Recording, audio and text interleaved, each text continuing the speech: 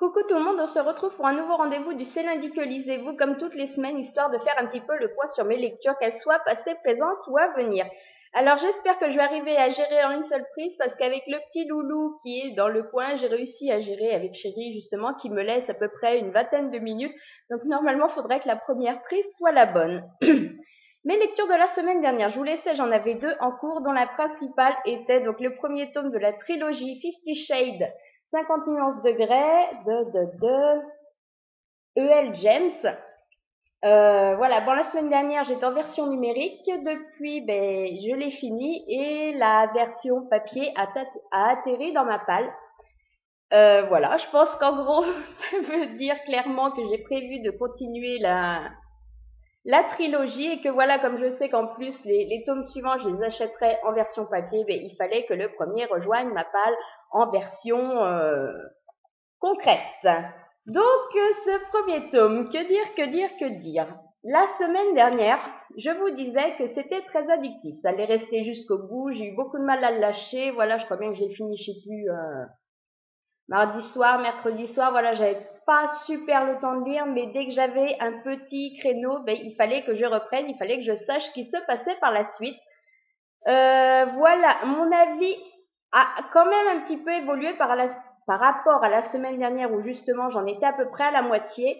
Je vous disais que j'étais quand même super agacée par le personnage d'Anna. Alors oui, c'est resté quand même dans l'ensemble. Maintenant, je me modère quand même un petit peu parce que c'est vrai que je peux pas m'empêcher de trouver que l'auteur en fait a beaucoup trop poussé certains points dans son livre, dont justement le personnage d'Anna qu'elle veut nous faire paraître comme naïve, inexpérimentée, un peu gourdasse. Moi, ça marchait totalement. J'ai trouvé que c'était une gourde finie.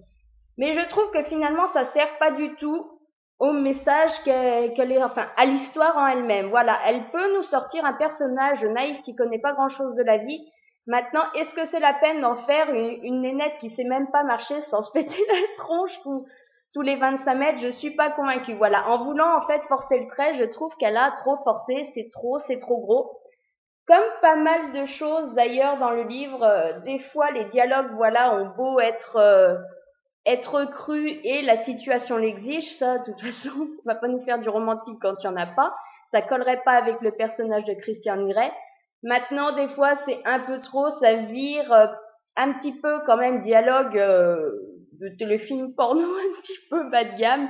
Donc j'ai trouvé que voilà, elle a un petit peu tendance à aller un petit peu trop justement dans l'extrême, pousser le truc et trop pour que ça le fasse. On accroche à l'histoire, autant c'est super mal écrit, c'est quand même ça qui est hallucinant, c'est que niveau écriture, si on va être franchement honnête, c'est pas bon quoi. Enfin, dans le sens où même moi j'aurais pu l'écrire. Donc il n'y a pas besoin de talent particulier d'auteur ou quoi que ce soit. Voilà, le personnage d'Anna à la base, comme je vous disais, est super agaçant. Donc ça partait mal quand même pour passer un bon moment, mais à côté de ça, ce qui est incroyable, c'est qu'on n'arrive pas à le lâcher et que finalement j'ai passé quand même dans l'ensemble un très bon moment et que c'est sans réfléchir, voilà, il me faut la suite, elle sort en janvier, elle rejoindra ma palle et elle sera lue très vite parce que voilà, il y a d'autres livres comme ça, on lit, on apprécie le style,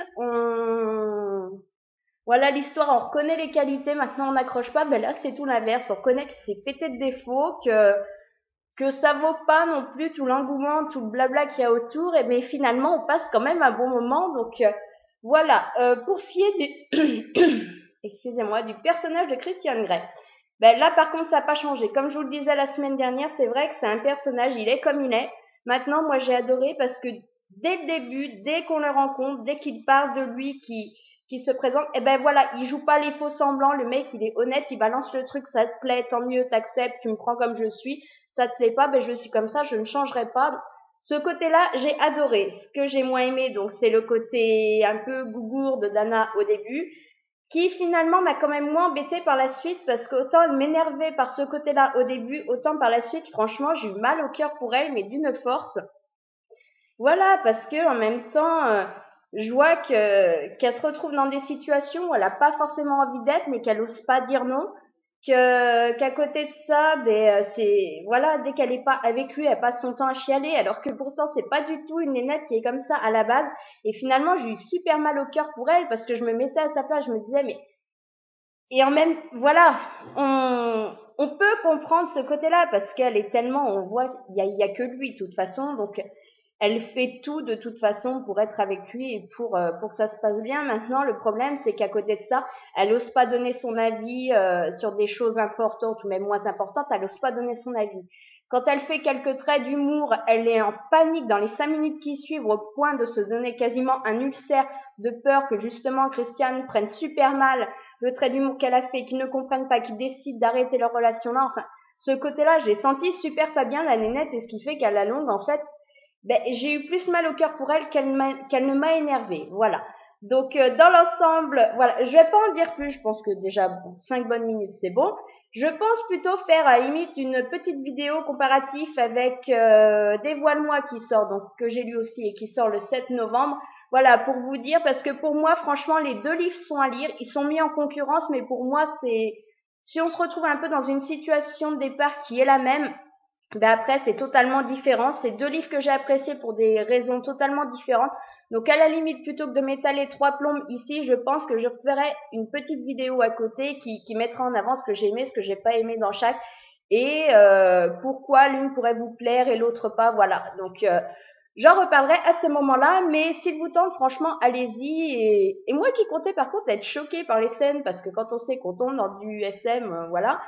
Mais finalement, j'ai été moins choquée que je le croyais. Alors, je comprends que l'auteur doit nous réserver de belles surprises et de beaux moments chauds pour le deuxième tome, mais voilà, c'était quand même moins que ce que je pensais. Ma deuxième lecture en cours de la semaine dernière, qui est aussi finie, est le tome 1 du Clan des Nocturnes de Jacqueline Frank. Donc, le tome 1, c'est Jacob et c'est chez Milady. Petite série Biclip.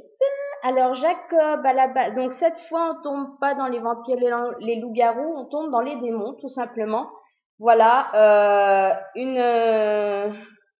un peuple finalement qui essaye de vivre parmi nous sans nous léser, sans nous causer de tort ou quoi que ce soit.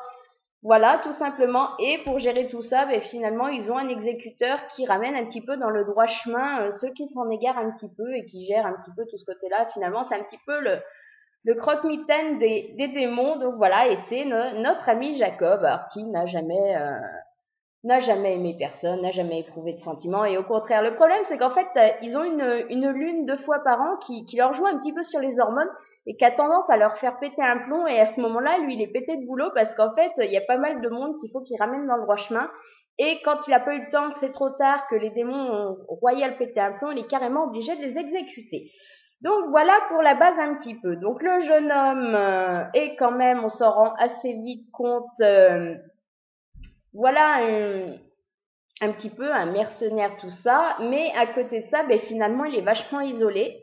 Il a pas de femme, mais en même temps il en veut pas parce que voilà, comme pas mal, il considère que non, ça n'apporte rien.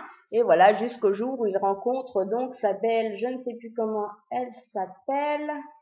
Ah, c'est fou de pas arriver. Ah mais si, Bella, Isabella.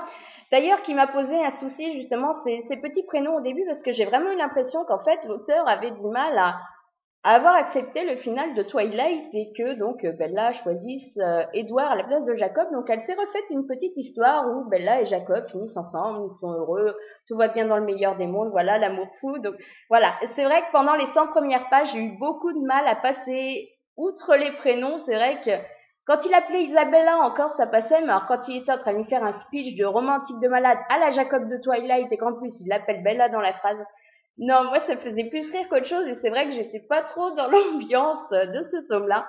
Maintenant, après, lancée dans l'histoire, par contre, la Isabella, elle est top. Je l'adore, le caractère, la répartie qu'elle a, ça le fait. Jacob, il nous fait un petit peu plus torturé, renfermé, mais en même temps, il se dévoile super vite avec elle. Voilà, ils ont une relation en plus qui se met très vite en place et qui est vraiment particulière et tout.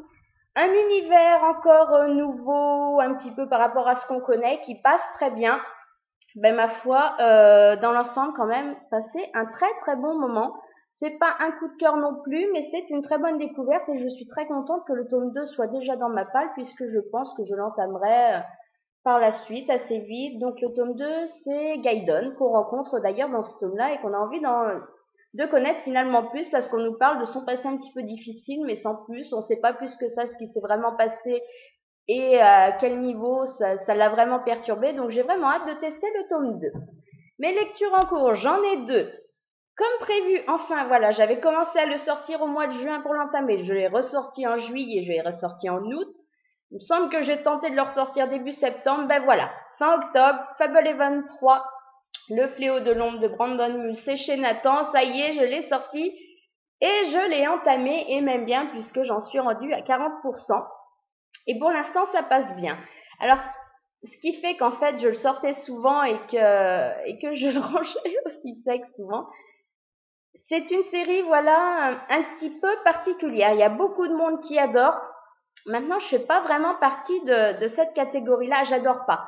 Par contre, je passe dans l'ensemble quand même un bon moment. Je reconnais que l'écriture elle est quand même super sympa, que les histoires en général sont bien. J'avais eu un peu de mal avec le premier. Le deuxième tome m'avait quand même plus plu. C'est vrai que, ben, voilà, j'avais envie de continuer, mais en même temps, comme j'étais pas emballée à 1000%, j'avais du mal à entamer ce tome 3. Finalement, je me suis lancée et pour l'instant, je crois que c'est celui qui passe le mieux des trois. On retombe d'affilée à ce qu'on avait laissé aux deux. Je crois que vraiment on reprend là où on avait laissé.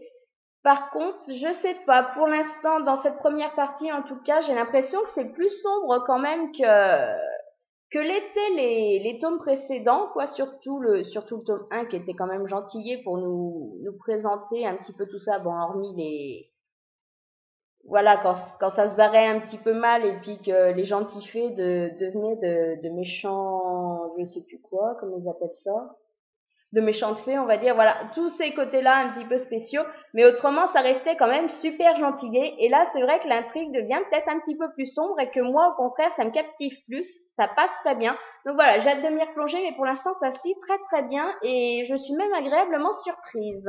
Ma deuxième lecture en cours, je vous en parlais la semaine dernière, je comptais me faire une relecture de Divergent, le tome 1. Le problème, c'est que j'ai le 2 en VF dans ma palle, que j'ai peur que ça colle pas super bien au niveau des prénoms, que je suis pas forcément habituée. Finalement, j'ai récupéré le tome 1 de Divergent, donc cette fois en VF, qui est quand même mieux que le tome 2, mais enfin, j'ai toujours pas été emballée par cette petite nénette en haut. Je me dis que pourquoi pas, après tout, tenter la relecture VF pour comparer, voir si j'apprécie autant et essayer de me plonger aussi dans ces nouveaux prénoms. Je sais pas, voilà, c'est l'occasion en même temps. Puis si vraiment je vois que au bout de, bon là j'ai repris pour l'instant mollo, j'ai j'ai lu 30 pages, mais si je vois que vraiment ça passe pas et que ça coince après au niveau des noms ou quoi que ce soit, que j'apprécie pas ma lecture, bah tant pis, je repasserai, je repasserai sur la version VO. Alors voilà pour mes lectures en cours. Mes lectures à venir, je n'en ai sorti qu'une parce que tout simplement j'attends quelques livres à arriver, certains qui me font très envie et que j'attends depuis un petit moment, donc je pense que dès que ça va arriver, il y en a au moins que j'entamerai dans la semaine. Donc j'en ai sorti qu'un en attendant et j'ai donc choisi le tome 2 d'Immortel de Kate Tiernan. C'est chez Black Moon parce que celui-là c'est juste horrible. J'avais lu le tome 1 à sa sortie et dès que celui-ci était sorti, c'est encore un que j'avais couru les magasins, il me le fallait. Voilà, en plus je trouvais magnifique par rapport au premier qui m'emballait moyennement niveau couverture. Bah là j'étais emballée, il me le fallait, je voulais lire la suite. Et devinez quoi, le tome 3 sort, je crois, c'est peut-être bien début novembre, donc dans quelques jours. Et je n'ai toujours pas lu ce tome 2 qui se doit bien faire un an qu'il est dans ma palle. Donc c'est l'occasion de le sortir, surtout qu'en plus, ben, c'est pareil, c'est du même pas 400 pages, donc normalement ça se lit super vite et je comprends pas que je l'ai pas sorti avant. J'espère juste que ça sera pas trop dur de m'y replonger parce que je me souviens des grands événements, mais alors après, dans le détail, c'est pareil. Bon, pas au point de Divergente où là, il faut que je relise le 1. Non, je pense que voilà, puis ça sera l'occasion de voir si justement il est bien foutu et que ça me rafraîchit les idées assez vite. Donc voilà pour mon petit rendez-vous du lundi. Ben, c'est parfait, j'ai pas encore été dérangée. Bien géré. En attendant, donc le IMM, je l'ai fait vendredi, il n'y en aura pas d'autres. Par contre, je vois qu'on arrive en fin de mois, donc il va falloir que j'essaye aussi de faire mon bilan du challenge Milady sous peu. C'est mal barré, mais j'ai restreint la casse en trichant un petit peu. À la base, sur mes 3 livres, j'en avais lu qu'un. Finalement, j'en ai switché un autre, comme ça m'en fait 2 de lus. Ben, j'aurai quand même un de malus pour le mois prochain. Donc, je vais essayer de faire ça le 31, le premier début. Ouais, voilà, fin de semaine, je sais pas. Dès que j'ai un petit créneau pour essayer de le faire, je le fous dans la boîte, quitte à le poster après. Voilà. Donc de toute façon, ben, je vous dis, oui, de toute façon, fin de semaine pour ce petit point Milady, et au pire, de toute façon, à lundi prochain pour un nouveau C'est lundi que lisez-vous. Bonne semaine!